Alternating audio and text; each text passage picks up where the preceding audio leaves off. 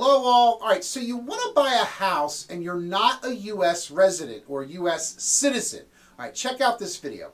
All right, so here we go, everybody. We're actually working currently with a customer from Belgium, and we've also done this before numerous times in the past. So the fast answer is yes, you can buy a house. And I'm talking specifically about Pennsylvania here. So different states have different rules, but let's talk about PA and New Jersey, but let's see how we can get you a house, okay? All right, so the easiest thing to do is to buy it in cash, okay? You got the cash? Let's go shopping. You can wire the money from whatever country, or you can wire it into the U.S., we can go shopping. You do not need to be a U.S. citizen, a U.S. resident. You do not need a green card. You do not need a red card. You don't need a yellow card. Do you even have any of these things? Oh! Anyway, you do not need any card at all except the thank you card. Okay, so you don't need a social security number. You don't need an EIN. You don't need a TIN. You need nothing. You need a pulse and you need cash. Damn! So don't need any of that to buy a home. Bring the cash, let's go to settlement. Okay, end of video. All right. Are you done? Are you done? Not quite. Now, the problem comes not when you buy, but when you go to sell. All right, so as long as you never want to sell the house, as long as you keep it forever and never sell it, you won't have an issue. Now, the issue is the taxes that the government is going to take out. Our wonderful government here in the United States of America will be glad to take a lot of taxes from you, much more than they will from a regular citizen, or let's say a citizen. So when you're ready to sell, you go under a special tax rule. You're going to pay more than 50% of your proceeds at the time of settlement. So the problem comes is when you sell, because the government wants their tax money. So keep it forever, not a problem. Could be more than 50%, could be 60% at the making of this video. All right, so it might be as high as 70%. So the problem is non-citizen, no EIN, going to sell, that's where you run into a problem. So it's more than half of your proceeds at settlement will go to taxes. All right, so that's the buying the home is the easy part, but selling it is the hard part. So just keep the asset and it won't be a problem, right?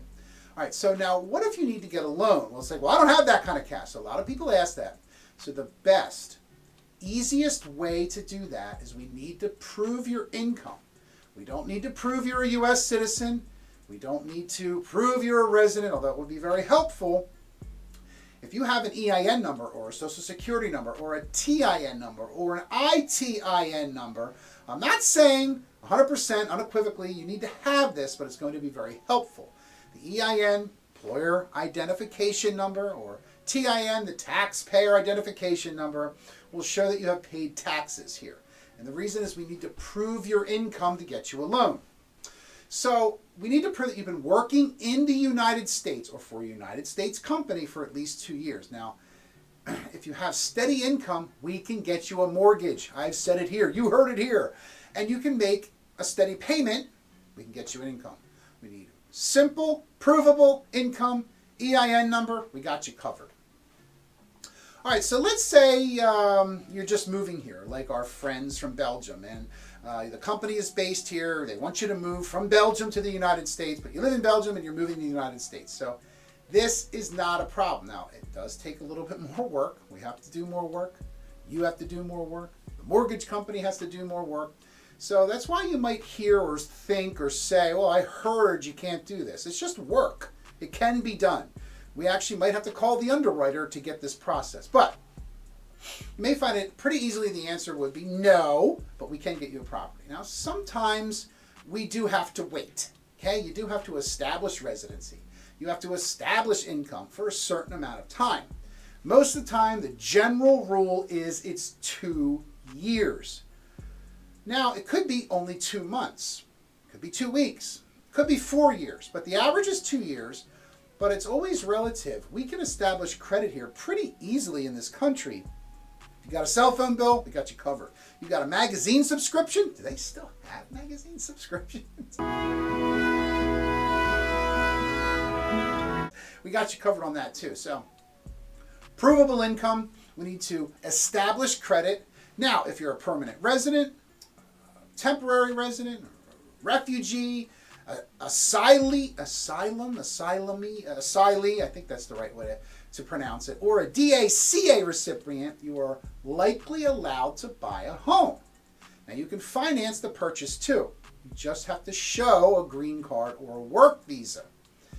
So you got any form of identification that you're legally allowed to be here, and we can prove your income, you're in business, let's go shopping.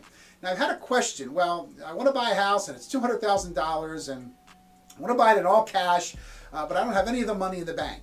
So now this can be done. It's all in your mattress, let's say. It's a little bit more complicated, but your best bet is to put the money into the bank. Now, you want to put it in a strategic manner. You don't want to show up with $200,000 in your pillowcase and show up at the bank. Now, you certainly could do that. You're probably going to be taxed on it. The bank's probably going to get a little upset too because they're not probably sure how to handle that. So it just could be a bit overwhelming, right? So we want to put the money a little bit over time. Now we have the money in the bank and we can wire it. Unfortunately, we cannot just show up at the title office with $200,000 in cash in a satchel and where do I sign? Those days are over. I wonder if those days even existed, but the money has to be wired in because our government is making sure you're not doing anything illegal, you're not laundering the money, you're not a bad person, and you're not doing bad things with a bunch of cash. Well, you're probably not doing bad things because you don't have a lot of time because you're working your tail off. That's why you have so much of this money saved. All right, so you're following with me. So it can be done. It's just a little more complicated. The best thing to do is we set up an escrow account at our title company's bank. It can be any bank. Really, it's just easier at the title company's bank. It's completely legitimate. So again, as a U.S. citizen, we can get you a mortgage. So what about getting a mortgage as a resident? Yes. Green cards? Yes. Work visa? Yes. You can qualify for a U.S. mortgage even if you're not a U.S. citizen. So in fact, a lot of these home buyers can qualify for government-backed and government-sponsored loans offered by, thank you FHA, thank you Fannie, thank you Freddie, Fannie Mae, Freddie Mac, and at the same terms as a citizen. So can an illegal immigrant qualify for a mortgage? If you're an immigrant or a visa holder looking to secure a mortgage, the single most important tool in your arsenal will be your Social Security or taxpayer identification number. EIN, TIN, ITIN. So even if you're undocumented, as long as you have that TIN, you can qualify for a mortgage. We can get assistance, we can get private lenders. Now, I don't have an EIN. I don't have a TIN. We don't have any of that.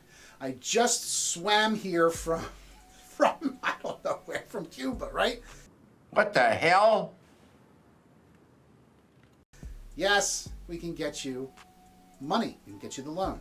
Now, the rates are going to be a lot higher. These are private or private financiers. They care about the asset more than they care about you. No offense, we care about you more, but that's where these private financiers will come in. So it can be a lot more work, but it does work.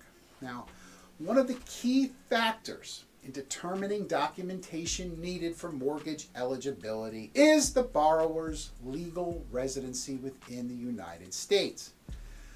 Do I have legal residency? You're in business. If you're not a U.S. citizen, the best time to apply for a mortgage is after 2 years. But let's talk. Don't sit around waiting. Let's talk first. Most financial institutions require this. All right. So now, what if it's like, hey, I don't want to wait 2 years. Fine. Now we go to a lease purchase maybe, right?